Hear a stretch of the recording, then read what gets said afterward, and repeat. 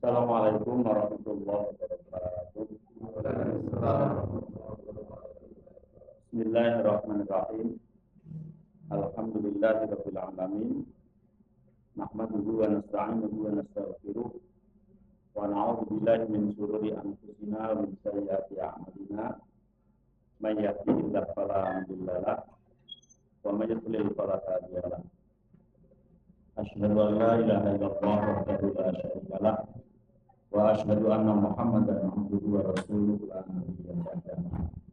Allahumma shalli wa sallim wa barik ala nabiyyina wa rasulina wa habibina wa syafi'ina wa maulana Muhammadin sallallahu alaihi wa alihi wa sallam wa ala alihi wa azwajihi wa dzurriyyatihi wa man tabi'ahum ila yaumil qiyamah.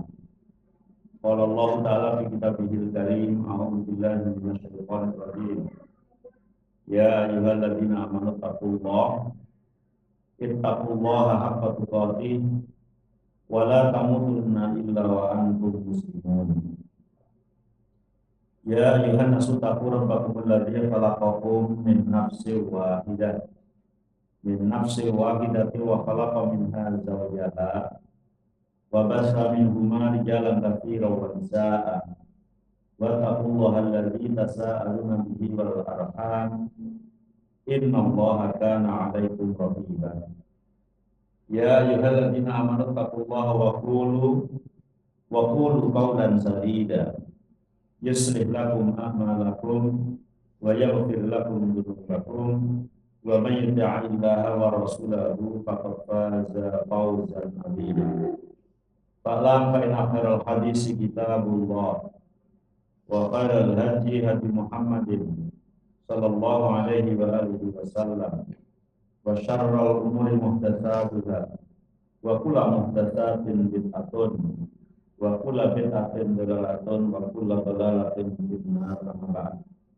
Hadirin wal hadirat Bapak-bapak Ibu rahimani wa rahimakumullah. Alhamdulillah wa syukurillah, puji dan juga syukur mari kita panjatkan kepada Allah Subhanahu wa taala yang telah memberikan kepada kita nikmat, rahmat, taufik, hidayah, inayah kepada kita semua, sehingga pada malam hari ini Allah masih memberikan kita kesehatan, kesempatan dan kesemangatan dalam memenuhi panggilan Allah, baik sholat maghrib berjamaah, sholat tahliyah, qobliyah, zikir, thalaqul ilmi, dan juga amalan-amalan yang lain. Semoga amal yang kita laksanakan senantiasa diterima oleh Allah Subhanahu wa taala, memberikan dosa-dosa kita diampuni oleh Allah Subhanahu wa taala, dan kemudian Allah mencintai kita yang akhirnya semoga Allah memasukkan kita ke dalam surganya. Amin ya rabbal alamin. Salawat dan juga salam semoga tercurahkan kepada Nabi kita Muhammad sallallahu alaihi wa alihi wasallam dan juga kepada para sahabatnya, para keluarganya, beserta pengikut setianya hingga yaumil qiyamah. Hadirin wal hadirat rahimani wa rahimakumullah. Hari ini adalah sudah masuk ke tanggal 24 Dzulqa'dah. Artinya kita berada di bulan Haram yang pertama, yaitu bulan Dzulqa'dah, yang artinya seminggu lagi kita sudah masuk bulan Dzulhijjah. Sudah Haram 24 dan membaca seminggu sudah masuk bulan Dzulhijjah. Di antara bulan-bulan haram itu ada yang punya amalan khusus, ada yang amalannya ya amalan umum. Artinya amalan yang dilakukan pada bulan haram itu pahalanya kan dilipat gandakan oleh Allah Subhanahu wa taala. Dosa yang dilakukan pada bulan haram itu dosanya akan dilipat gandakan oleh Allah Subhanahu wa taala. Dari 4 bulan haram, Dzulqa'dah, Dzulhijjah, Muharram dan Rajab, yang ada amalan khusus itu hanya di 2 bulan, itu bulan Dzulhijjah dan bulan Muharram. Di bulan Muharram pun itu hanya 1 yaitu atau 2.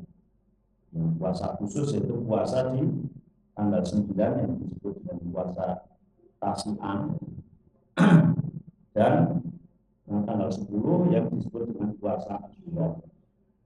Kemudian di bulan Dzulhijjah itu Masya Allah luar biasa. Bulan Dzulhijjah itu luar biasa keutamaannya luar biasa, kemudian amalan-amalannya banyak pada bulan Dzulhijjah. Kalau di dalam bulan Ramadan itu terkenal ada 10 hari terakhir, meskipun jumlahnya 9 hari. Karena kalau puasanya itu 29, yang terakhir kan tinggal 9. Tapi tetap saja disebut 10 hari terakhir. Tidak ada orang bilang 9 hari terakhir. 10 hari terakhir, meskipun jumlahnya 9. Tapi di bulan Dzulhijjah ini ada 10 hari, tapi bukan terakhir, awal. 10 hari pertama, 10 hari awal. Jadi sebanding dengan 10 hari terakhir bulan Ramadan, bahkan lebih dari itu.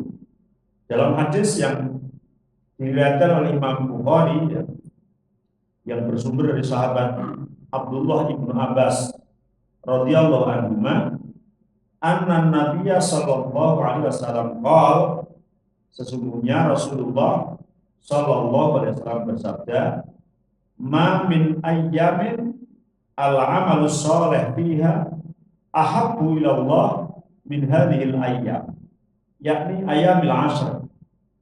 Qalu ya Rasulullah walal jihad fi sabilillah, qala walal jihad fi sabilillah illa rajulun kharaja bi nafsihi wa malihi thumma lam yarji min dzalika bi syai'in. Rasul bersabda, mamin ayamin, tidak ada suatu hari dalam 1 tahun, tidak ada suatu hari al-amalu sholeh fiha, yang amal soleh di dalamnya itu ahabbu ilallah, lebih dicintai oleh Allah, min hadhil ayyam, daripada 10 hari awal bulan Dzulhijjah. Tidak ada suatu hari yang di dalamnya dibuat amal soleh lebih dicintai oleh Allah dibanding 10 hari awal bulan Dzulhijjah. Artinya di hari-hari yang lain amal soleh dicintai oleh Allah, tapi di 10 hari awal bulan Dzulhijjah itu lebih dicintai, menggunakan kata ahabbu, isim tafdhil yang maknanya adalah lebih. Tidak ada hari-hari yang di dalamnya lebih dicintai oleh Allah untuk beramal sholih sekecil apapun dibanding dengan 10 hari awal bulan Dzulhijjah. Insya Allah seminggu lagi, kalau ini sudah masuk 24, berarti ya seminggu lagi masuk ke 10 hari awal bulan Dzulhijjah, yang amalan sholat di dalamnya dicintai, sangat dicintai oleh Allah. Bahkan ada yang nanya, ya Rasulullah, walal jihad fisabilillah. Rasul, amalan soleh di 10 hari awal bulan Dzulhijjah itu kalau dibanding dengan jihad, yang jihadnya itu di luar 10 hari awal bulan Dzulhijjah, sebanding tidak Rasul? Rasul menjawab, walal jihad fisabilillah.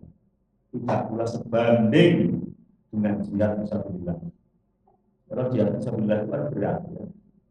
Harus modal ilmu yang luar biasa, kesehatan yang luar biasa, kecerdasan yang luar biasa, fisik yang luar biasa. Tidak semua orang yang teorinya bisa mengatakan tentang jihad, prakteknya bisa. Saya itu pernah dibandingkan dengan anak saya dulu, sekarang saya SMA ketika masih TK. Ketika di Bandungan itu ada orang nawari naik kuda, bukan dokar tapi kuda. Terus saya naik kuda, katanya olahraga yang sunnah itu diantaranya adalah naik kuda dan memanah. Saya belajar naik kuda. Ternyata saya dengan anak saya itu naik kuda, dan kuda itu ada lapaknya. Kita itu pegangan erat, dan kudanya itu dipukul sama pemiliknya. Terus migol-migolnya ngelak karuan, kayak mau jatuh. Yang jadi pelajaran apa? Zaman Rasul itu naik kuda itu untuk perang. Ya.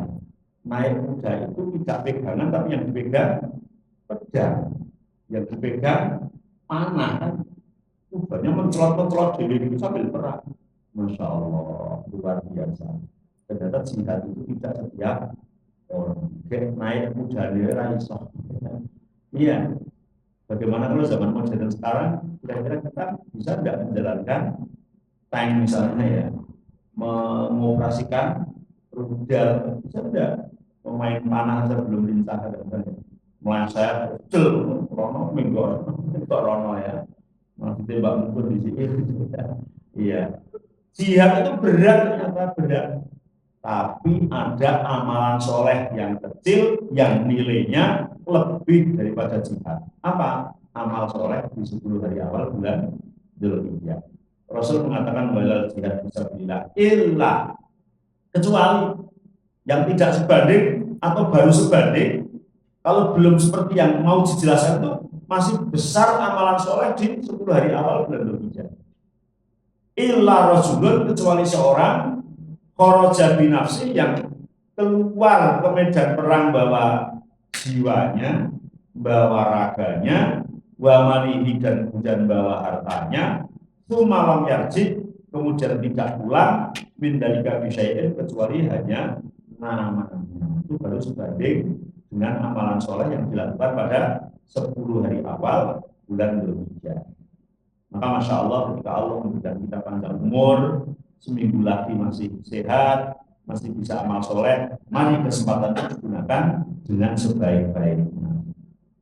Di dalam teks yang lain, yaitu yang diriwayatkan oleh Imam Ahmad, kalau tadi diriwayatkan oleh Imam Bukhari dari Abdullah bin Abbas, ya ini dari Abdullah bin Umar, diriwayatkan oleh Imam Ahmad, hampir sama teksnya tapi ada tambahan. Rasul bersabda, mamin ayamin aqdham. Kalau tadi kan mamin ayamin al amalu sholeh bihina ahabbu ilallah. Ini untuk melengkapi mamin ayamin aqdham wala ahabbu ilallahi al amalu bihin. Tidaklah suatu hari, tidak ada suatu hari aqdham yang nilainya lebih gede, nilainya lebih besar, nilainya gendut, ya. Wala ahab, dan nilainya lebih dicintai ilallah, kepada Allah, al amalu sholeh bihina, beramal soleh di dalamnya, min hadhil ayyamil ashar, dibanding dari 10 hari awal bulan Dzulhijjah. Kemudian ada tambahannya, kata Rasulullah, fa'aksiru fihinna minat tahlil wat takbir wat tahmid. Perbanyaklah oleh kalian minat tahlil, membaca tahlil la ilaha illallah, la ilaha illallah, la ilaha illallah, wat takbir, dan membaca takbir Allahu akbar, Allahu akbar, Allahu akbar, wat tahmid, dan membaca tahmid alhamdulillah, alhamdulillah, alhamdulillah. Digandeng juga boleh, ya. Alhamdulillah wala ilaha illallah wallahu akbar, alhamdulillah wala ilaha illallah wallahu akbar. Boleh tahlil, takbir, tahmid digandeng.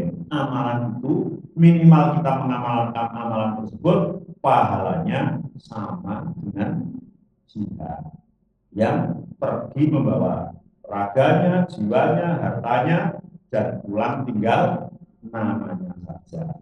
Insya Allah amalan yang begitu utama, yang begitu mulia, dan dikasih pahala yang luar biasa oleh Allah Subhanahu wa Ta'ala. Bahkan di teks yang lain Rasul mengatakan afdhalul ayyam yaum Arafah, hari yang paling utama pada muka bumi ini adalah hari Arafah, itu tanggal 9 bulan Dzulhijjah. Kemudian ketika kita sudah tahu keutamaannya 10 hari awal bulan Dzulhijjah, keagungannya 10 hari bulan Dzulhijjah, maka amalan apa yang harus kita lakukan?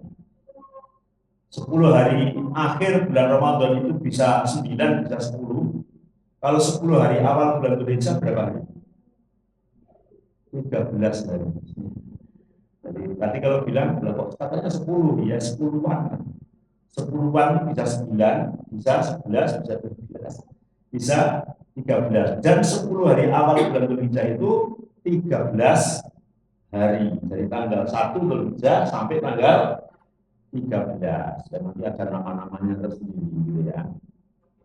Kemudian amalan apa saja yang dianjurkan diamalkan? Ada banyak.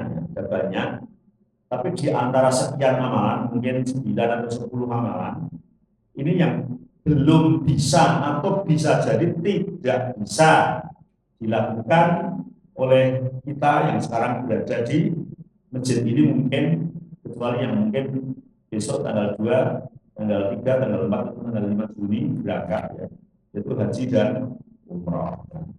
Nomor 1 adalah amalan melaksanakan haji dan umroh. Hari ini umroh yang tidak haji, visanya sudah ditutup, ya, buka lagi setelah hajinya. Yang haji, ya kalau belum daftar berangkat ya nggak bisa. Misalnya dengan punya uang saumbruk gitu kan hari ini tiba-tiba mau berangkat itu kan tidak bisa ya karena apa namanya regulasinya yang memang sulit gitu ya. Kecuali ada ini yang kloter terakhir itu berangkat tanggal 5 gitu, Juni atau yang Haji Plus itu ada yang berangkat tanggal 5, ada yang berangkat tanggal 6. Tapi bagi yang belum daftar atau belum daftar berangkat tidak masuk ke dalam list keberangkatan tahun ini, berarti hari ini kita tidak bisa melaksanakan ibadah yang besar pada 10 hari awal bulan Dzulhijjah yang nomor 1, yaitu haji atau umroh. Karena amal haji ataupun umroh ini termasuk paling utama, ya, paling utama dilakukan di 10 hari awal bulan Dzulhijjah ini, meskipun amalannya itu nanti urut gitu. Ini paling utama. Rasul SAW bersabda, al-umrah dan umrah kafaratun lima bainahuma. Umrah satu pada umrah yang lain menjadi kafarat di antara keduanya. Tahun ini umrah, kemudian di tengah-tengah tahun antara tahun satu pada tahun berikutnya banyak dosa dan maksiat yang kita lakukan, maka kafaratun lima bainahuma, maka akan menjadi penghapus dosa di antara keduanya. Berarti luar biasa. Ketika kita sudah kayak baterainya itu low gitu ya, setrumnya kurang karena iman itu yazidu wa yanqus, bertambah dan berkurang.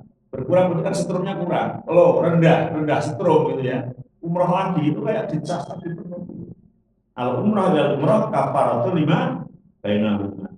Wal hajjul mabruru laisa lahu jazaa'un illal jannah. Haji mabrur pasti masuk surga. Haji mabrur pasti masuk surga. Kalau ada haji kok nggak masuk surga, berarti hajinya tidak mabrur gitu. Kalau hari ini di luar Mekah itu semua haji pasti mabrur, hanya belum tentu mabrur gitu ya. Kalau haji zaman dulu kan nggak ada yang mabrur ya, karena pakai kapalnya. Sekarang semuanya pasti haji mabrur, tapi belum tentu haji mabrur. Kalau mabrur pasti masuk surga. Dan ibadah haji itu memang ibadah yang paling berat. Ibadah haji itu ibadah yang paling sulit, ibadah fisik, tapi yang sulit dan berat. Kalau zaman dulu di tahun 80-an ke sana, 80, 70, apalagi 60, 50 itu ya, haji itu sulit. Saya punya mbah haji di tahun 50 sekian. Ya, itu naiknya kapal. Ternyata satu kali perjalanan itu 7 bulan. Jadi pulang pergi di lautnya saja itu sudah 14 bulan. Di sananya 40 hari. Jadi hampir setahun setengah perjalanan haji. Kalau sudah berangkat, boso Jawa ini diuntapno mangkat itu sudah diyakini bahwa dia mati. Ya. Sudah tidak diharap kembalinya. Ya kalau kembali, alhamdulillah. Kalau nggak kembali ya sudah direlakan. Karena 14 bulan tanpa ada informasi, tanpa ada kabar. Belum mau kabar lewat apa? WA itu umurnya kan baru 20 tahun. Bahkan belum ada ya. WA itu sekitar 15 tahun. SMS sekitar 20 tahun ya. Kalau telepon rumah itu ya sudah lama, tapi yang punya kan hanya di kota-kota besar. Kalau di pelosok kampung itu teleponnya lewat gentong. Gentong itu dibuat. Wes yang di saiki mulia gitu. Terus hati ini memperosok gitu. Maka haji sulit pada saat itu, 14 bulan atau 1,5 tahun baru bisa pulang dan bayarnya mahal.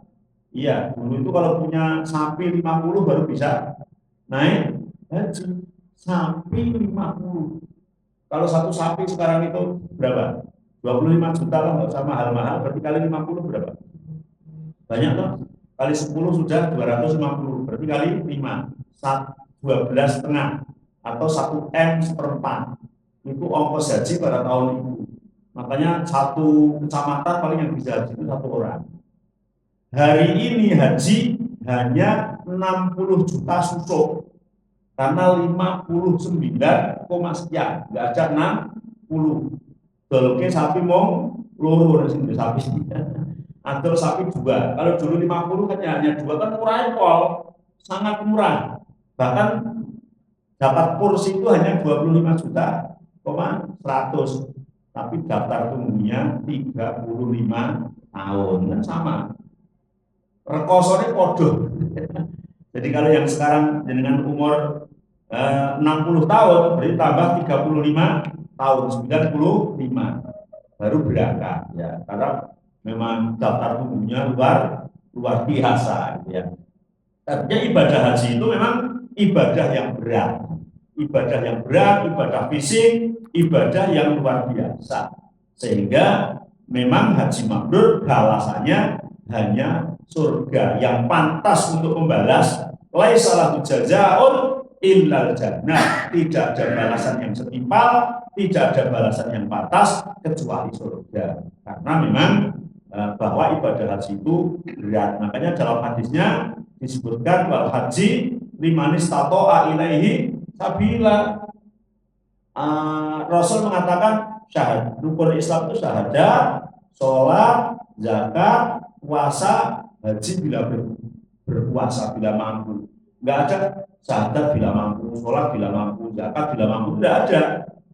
Syahadat, sholat, zakat, puasa harus, haji bila mampu. Kalau nggak mampu, malah nggak haji, nggak apa-apa gitu ya. Karena tempatnya jauh, gitu. Tempatnya jauh, ongkosnya mahal, waktunya tertentu. Maka amalan di 10 hari bulan Dzulhijjah yang belum kita bisa laksanakan di sini hari ini atau tahun ini adalah haji dan umroh. Semoga tahun depan, depannya lagi Allah memanggil kita dan memudahkan kita. Mungkin ada yang berangkat tahun ini, saya nggak tahu, mungkin sudah tanggal 5 atau tanggal 6 berangkat, ya semoga Allah mudahkan.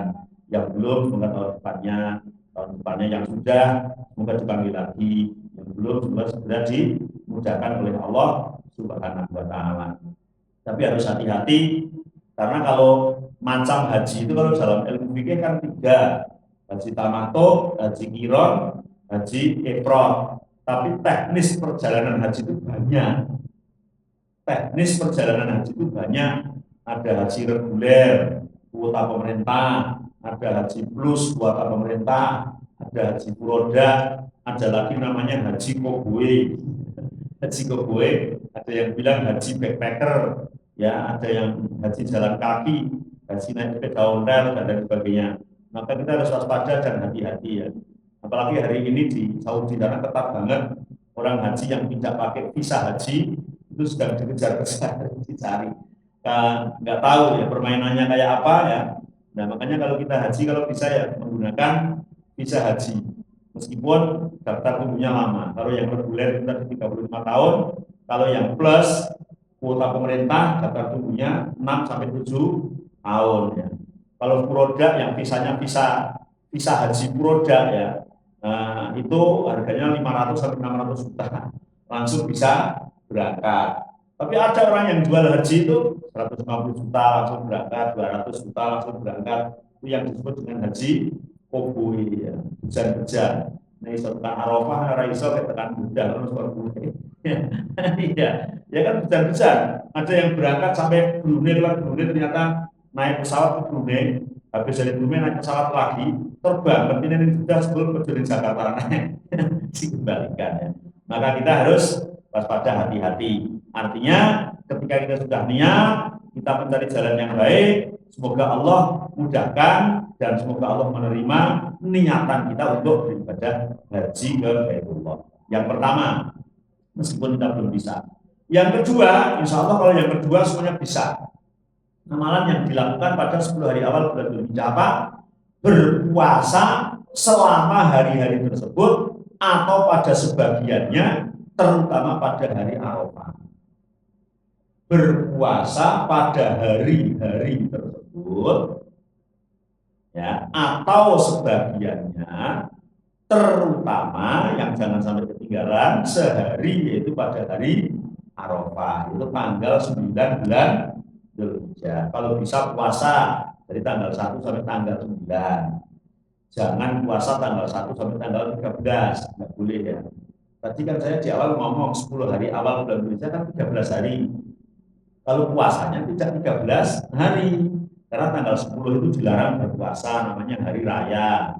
Tanggal 11, 12, 13 dilarang puasa, namanya hari tasyrik. Ya, tanggal 13, 11, 12, 13 itu dilarang berpuasa karena hari tasyrik, kecuali siapa? Kecuali orang yang terkena jam busuk, bayarnya nggak pakai potong kambing tapi pakai puasa.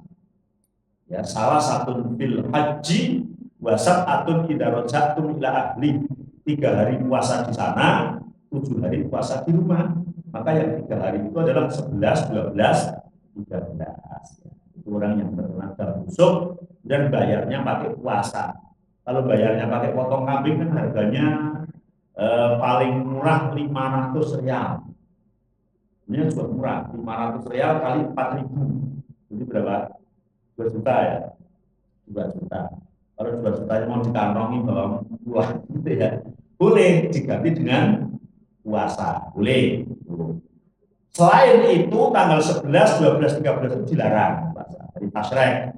Kalau mau puasa yang banyak, ya paling banyak puasa dari tanggal 1 sampai tanggal 9, memperbanyak puasa, karena memang puasa itu sendiri merupakan amalan yang luar biasa. Kata Rasulullah dalam hadis qudsi, as-shaumu li wa ana ajibihi, puasa itu adalah untukku. Semua amal anak Adam itu untuknya, untuk anak Adam itu sendiri, kecuali puasa, dan puasa untukku. Dan akulah yang akan membalas secara langsung. Annahu taraka syahwatahu atau amahu wa syarabahu min ajri, karena hambaku ini meninggalkan makan, meninggalkan minum, meninggalkan syahwat hanya untukku, tidak untuk siapa-siapa. Maka akulah yang akan membalas secara langsung. Kalau puasa itu dilakukan pada hari yang lain saja, begitulah keutamaannya. Bagaimana ketika dilaksanakan pada 10 hari awal bulan Dzulhijjah. Di hadis yang lain Rasul mengatakan, "Mamin abdin yasumu yauman fi sabilillah."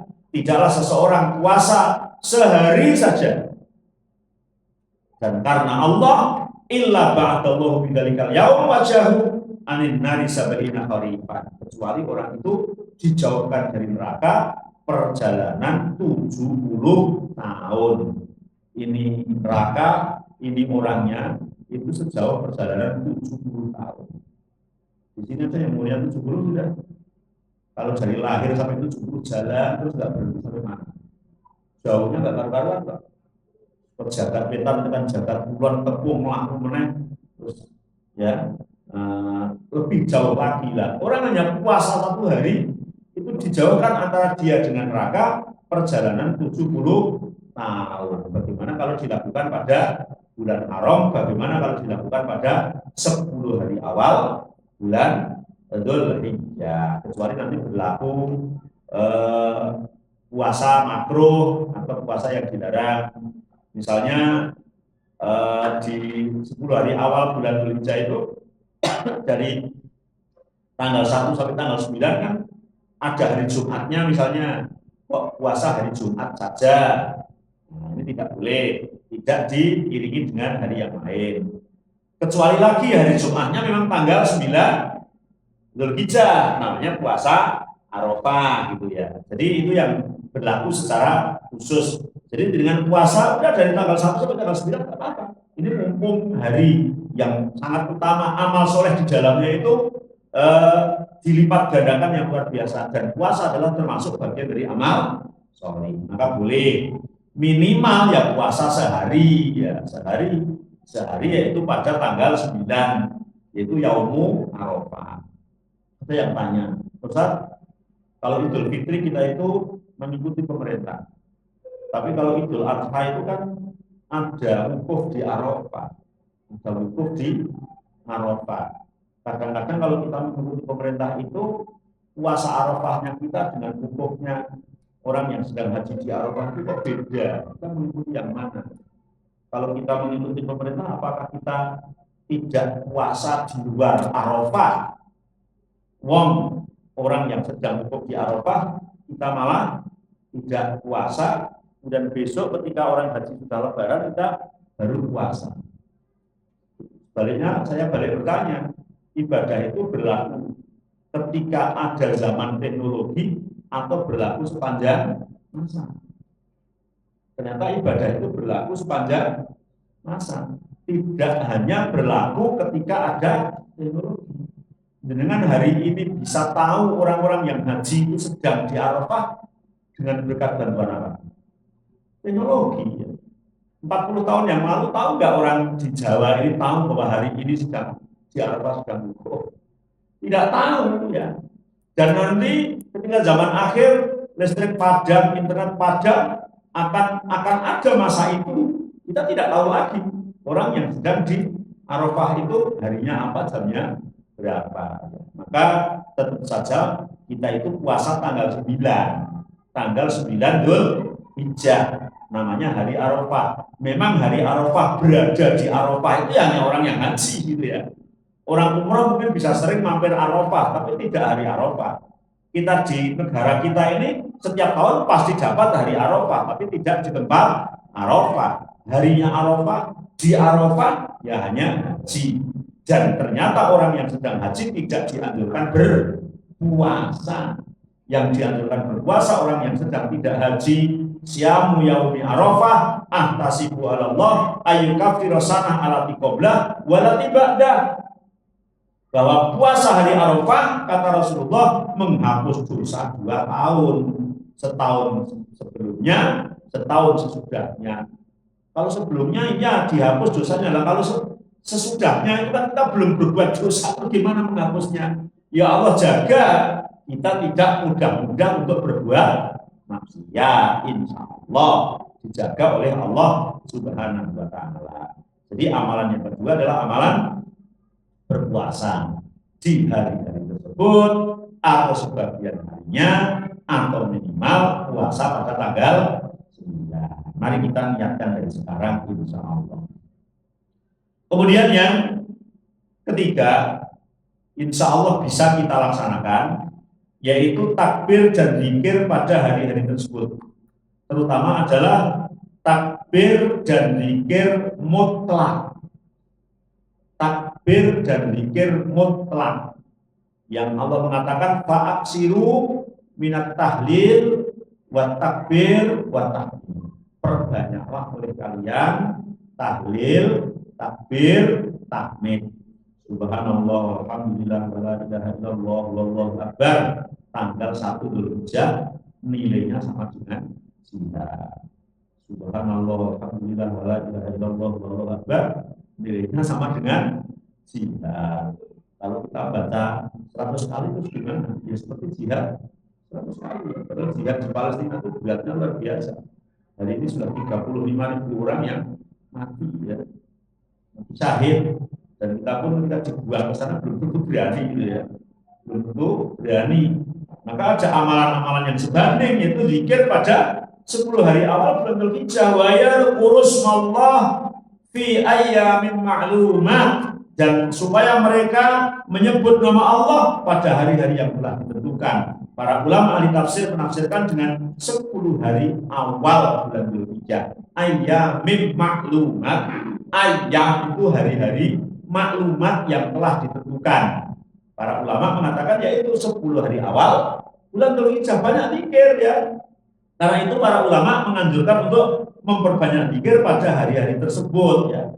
Fa'aksiru fihinna minat tahlil wat takbir wat tahmid. Perbanyaklah di dalamnya tahlil, takbir, tahmid. Tahlil, takbir, tahmid itu bagian dari zikir. Maka kita dianjurkan berzikir ya. Dianjurkan berzikir pada hari-hari tersebut, yaitu zikir yang secara mutlak. Zikir yang secara mutlak. Artinya kapan saja, baik siang maupun malam, sore atau pagi ya, kapan saja, mutlak. Yang penting di 10 hari awal bulan Dzulhijjah, dari sejak maghribnya masuk tanggal 1 ya sampai tanggal 13. Zikir, memperbanyak zikir, maka di situ pahalanya sangat besar di sisi Allah Subhanahu wa Ta'ala. Kemudian yang selanjutnya berarti nomor 4 adalah zikir muqayyad. Kalau nomor 3 adalah zikir mutlak, zikir kapan saja, zikir apa saja. Boleh zikirnya juga baca Al-Quran ya, atau zikirnya subhanallah, subhanallah, subhanallah, itu yang mutlak. Ini zikir muqayyad. Zikir muqayyad itu apa? Zikir muqayyad itu adalah mengucapkan takbir atau yang kita kenal dengan takbiran. Bukan zikir, tapi muqayyad ditentukan waktunya, yaitu mulai subuhnya hari Arafah sampai asarnya hari Tasyrik yang ketiga. Dikumandangkan setelah selesai sholat. Allahu Akbar, Allahu Akbar, Allahu Akbar. La ilaha illallah, wallahu akbar. Allahu akbar walillahil hamd. Habis maghrib habis subuh ya. Habis subuh pada hari Arafah. Jadi pas hari Arafah tanggal 9 Dzulhijjah itu mulai subuh kita sudah takbir. Takbir, siang takbir lagi, sore takbir lagi, malam takbir lagi, subuhnya hari nahar takbir, bahkan berangkat mau sholat id takbir, terus sampai tanggal 13 sampai hari Tasyrik yang ketiga. Ini namanya zikir muqayyad, zikir yang ditentukan waktunya ya. Bahkan dianjurkan dengan suara yang keras. Boleh itu. Kan kalau zikir yang lain kan itu kan pelan gitu ya. Mau zikir apa saja yang tadi yang mutlak tadi kan pelan. Tapi untuk zikir ini keras gitu ya. Allahu Akbar, Allahu Akbar, Allahu Akbar. La ilaha illallah, wallahu akbar. Allahu Akbar, walillahil hamd. Keras. Habis sholat misalnya keras ya. Walitukabbirullaha ala ma hadakum, dan agar kalian mengagungkan Allah ala ma hadakum, atas apa-apa yang Allah berikan petunjuk kepada kalian. Yang tidak boleh itu takbir berjamaah. Ya, pakai imam Allahu Akbar, Allahu Akbar, Allahu Akbar, Allahu Akbar. Justru tidak rame. Yang rame itu semua orang takbir. Semuanya orang takbir masing-masing. Ya, sholat misalnya pas tanggal 9-nya takbir Allahu Akbar, takbir Allahu Akbar, Allahu Akbar gitu. Nah, takbir agar menjadi rame, orang meramaikan takbir tersebut. Bahkan Ibnu Umar ya, takbir dari rumahnya, keluar rumah orang mendengar ikut takbir, masuk pasar orang mendengar ikut takbir, itu masuk di tempat keramaian apa orang ikut takbir, sehingga sampai gemuruh takbir itu pada saat tersebut. Jadi kita dianjurkan untuk bertakbir atau berzikir muqayyad dari tanggal 9 bulan Dzulhijjah sampai tanggal 13 Dzulhijjah atau hari Tasyrik terakhir. Ya, kami teruskan ya. Jam berapa? Jam 7 ya.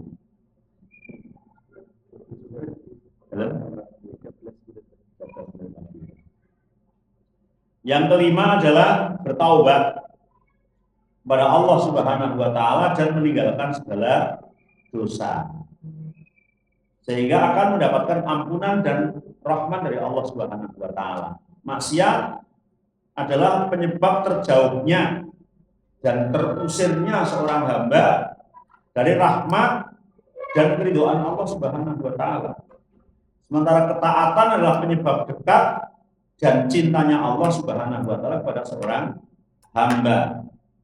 Maka di hari yang mulia, di hari yang agung, di hari yang utama, di hari yang luar biasa, sangat-sangat dianjurkan kita untuk bertaubat kepada Allah agar dosa kita hilang. Innallaha yughar wa ghayyaratullahi ayyal mar'u ma harramallahu alaihi. Allah Maha Pencemburu dan Allah sangat cemburu ketika hambanya itu berbuat kepada apa-apa yang Allah haramkan. Allah cemburu sekali. Maka kita bertaubat agar dosa kita diampuni oleh Allah. At-taibu habibullah. Orang yang bertaubat menjadi kekasihnya Allah. At-taibu minadz-dzambi kama la dzambalah. Orang yang bertobat dari dosa seperti orang yang tidak punya dosa. Tobat itu dianjurkan kapan saja, di mana saja. Bahkan wasari'u ila magfiratin min rabbikum wa jannah. Bersegeralah, apalagi ketika ada pada hari yang begitu mulia. Hari ini juga tobat tidak usah menunggu seminggu lagi gitu ya. Tapi ketika hari 10 hari awal itu kita ada, kan dosa kita juga masih banyak. Maka bertobatlah, istighfar. Astagfirullah wa atubu ilaih, astagfirullah wa atubu ilaih. Astagfirullah, astagfirullah, astagfirullah, bertobat. Istighfar kepada Allah Subhanahu wa taala. La kibara bil istighfar. Karena tidak ada dosa besar ketika diikuti dengan istighfar. Wala sighara bil istimrar, tapi tidak dihitung sebagai dosa kecil meskipun asalnya itu kecil kalau dilakukan secara terus menerus. Ya. Maka dianjurkan kita untuk bertaubat pada hari-hari yang sangat mulia tersebut. Kemudian yang keenam, banyaklah beramal solih.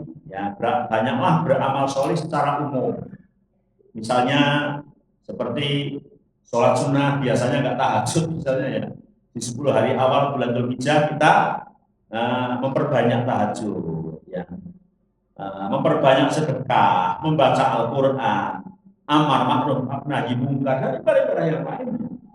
Karena amalan-amalan yang kecil aja dihitung besar, bagaimana dengan amalan-amalan yang besar? Yang kecil sekedar subhanallah, walhamdulillah, wala ilaha illallah, wallahu akbar, sama dengan jihad.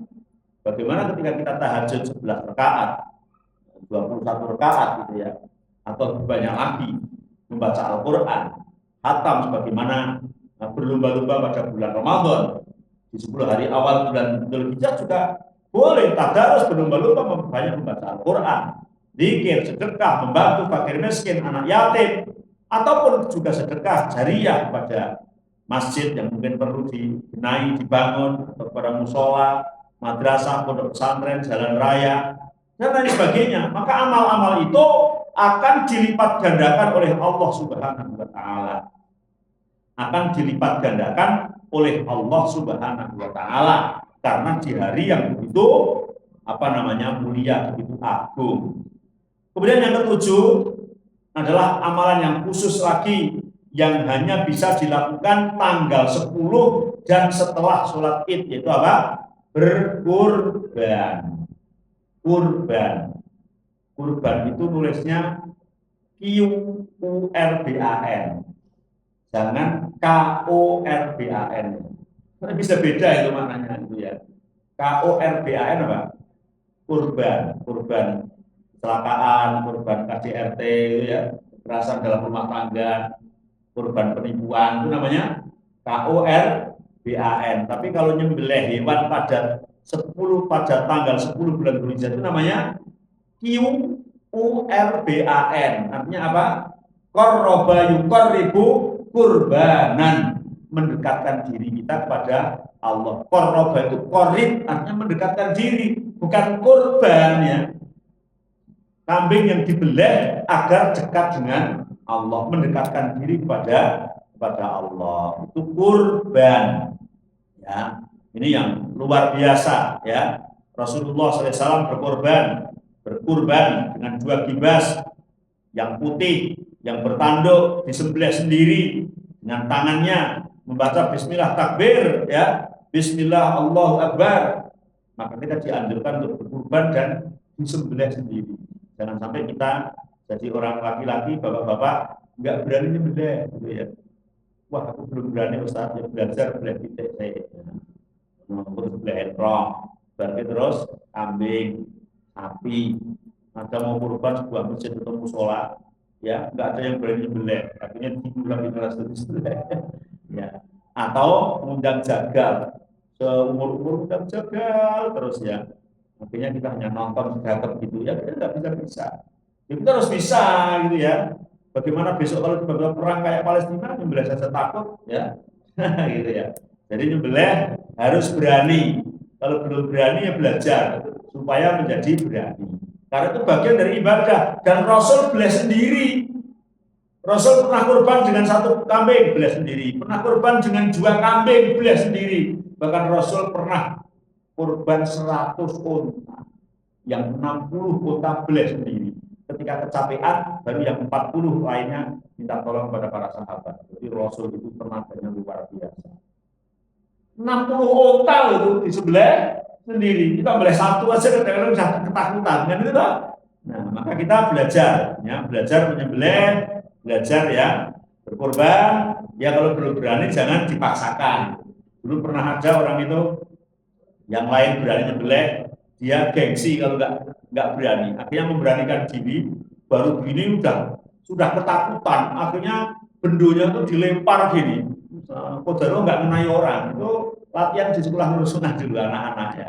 Anak-anak pinter tapi dia itu tidak memberani. Terus yang lainnya, yuk masuk pecah pinter wani. Wani udah wani wedi gitu ya. Sini baru luka tok, akhirnya terus diteruskan yang lain. Ya kita harus belajar dulu. Dan ya memang kalau belum berani gimana kan nggak bisa dipaksa gitu ya. Bisa membahayakan yang lain gitu ya. Kemudian yang kedelapan, bagi orang yang sudah niat berkorban, mulai tanggal 1 bulan Dzulhijjah nggak boleh mencukur rambutnya, memotong kukunya, hingga hewan kurban disembelih. Jadi ya dari sekarang mungkin kita sudah potong kuku dulu, potong kumis gitu ya, potong rambut, supaya di 10 hari awal itu kita nggak potong-potong lagi. Ya. Potongnya besok ketika sudah disembelih ya hewan kurbannya. Kata Rasulullah, idza ra'aitum hilal dzulhijjah, apabila kalian melihat hilal dzulhijjah tanggal 1 maksudnya, wa arada ahadukum ayyudhaha, dan kalian ingin berkorban, fal yumsik an sa'rihi wa adfarihi, maka tahanlah tidak memotong rambutnya dan tidak memotong kukunya. Gitu ya, dari tanggal 1 bulan Dzulhijjah. Dalam riwayat lain berbunyi, fala yakul min sa'rihi wala min alfarihi hatta yudhoha. Tidak boleh mengambil rambutnya, mengambil kukunya hingga berkorban. Ada yang mengatakan ya nggak boleh, itu kuku kambingnya sama rambut kambingnya ya nggak matching dong. Maksud kuku kambing dipotongi, potongnya gimana gitu ya. Rambut kambing bisa dipotong gimana? Lagian dalam bahasa Arabnya dobernya hi, sya'rihi. Kalau ke hewannya itu mesti sya'riha. Karena kayak kambing, unta, sapi itu dihukumi mu'annas. Apalah yang duruna ilal ibili kaifa khuliqat gitu ya. Dihukumi mu'annas. Maka sya'rihi yang dimaksud adalah orangnya. Nggak boleh potong rambut orangnya, nggak boleh potong kuku orangnya yang mau berkorban. Wala tahliku rusakum hatta yablughal hadyu mahillah. Kalau orang yang berhaji nggak boleh potong rambut hingga tahalul. Mungkin supaya kita itu mendekati orang yang akan seolah-olah orang yang beribadah haji. Jadi tidak boleh potong rambut, tidak boleh potong kuku ya, nunggu sampai tanggal 10 Dzulhijjah. Kemudian yang ke-9, melaksanakan sholat Idul Adha. Harusnya kalau dihitung tadi yang ke-8 sholat Idul Adha, yang ke-9 kurban gitu ya. Karena sholat Idul Adha harus didahulukan daripada kurban. Nggak boleh kurban dulu baru sholat Idul Adha, nggak boleh gitu ya. Dulu zaman Nabi ada namanya sahabat Abu Burda, punya kambing besar, dipotong malam hari, malam hari raya, karena dia beristihad besok habis sholat Id agar Nabi mampir ke rumahnya mau dijamu dengan daging kurbannya. Jadi malam dipotong, dibuat sate, buat gulai, buat tengkleng, tongseng gitu. Ya, yang bilang tengkleng tongseng saya gitu. Nggak tahu kalau dulu menunya apa gitu. Pokoknya dibuat menu bagus itu ya. Kemudian setelah pagi mateng ditotok, Abu Burdah terus pergi ke masjid sholat subuh, bablas melaksanakan sholat Id. Sholat Id selesai, Rasul diambil ke monggo Rasul kita ke rumah dalam.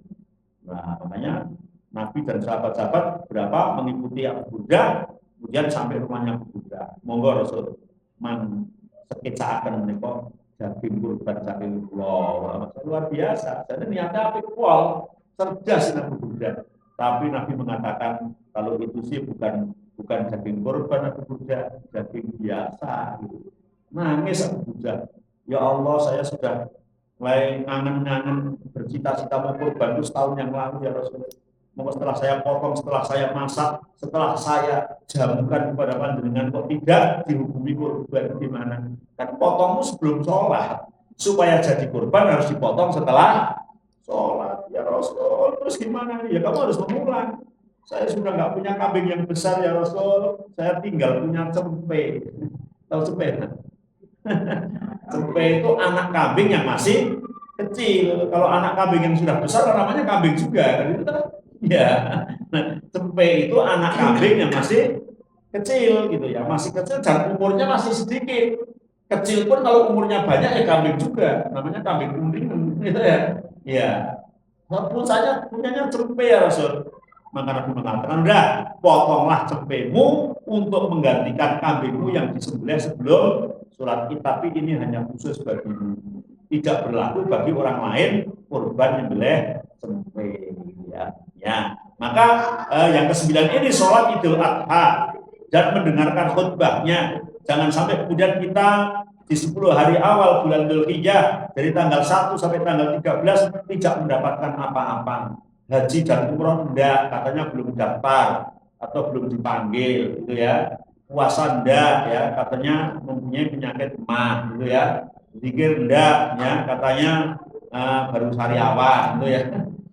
Kemudian apalagi gitu ya. Nah, mau kurban katanya juga belum punya kambing atau sapinya. Sholat Idul Adha ternyata tidurnya kebablasan, kesiangan, baru mau berangkat, yang lain sudah pulang. Masya Allah, nemenisasi namanya ya. Ya, kalau tidak bisa melakukan semuanya, jangan kita tinggalkan semuanya. Kalau bisa kita lakukan semuanya, kalau tidak ya jangan ditinggalkan semuanya. Malah yudraku kulluh, la yudraku kulluh. Kalau tidak bisa dilakukan semua, maka jangan ditinggalkan semuanya. Semoga di 10 hari awal bulan Dzulhijjah tahun 1445 Hijriah ini Allah memberikan pertolongan kepada kita semua sehingga Allah memudahkan kita untuk beramal soleh di dalam bulan-bulan tersebut, lebih-lebih bisa mengamalkan secara maksimal. Ya, sampai di sini semoga bermanfaat. Kurang lebihnya minta maaf. Akhirul kalam. Subhanakallahumma wa bihamdika asyhadu an la ilaha illa anta astaghfiruka wa atubu ilaik. Wassalamualaikum warahmatullahi wabarakatuh.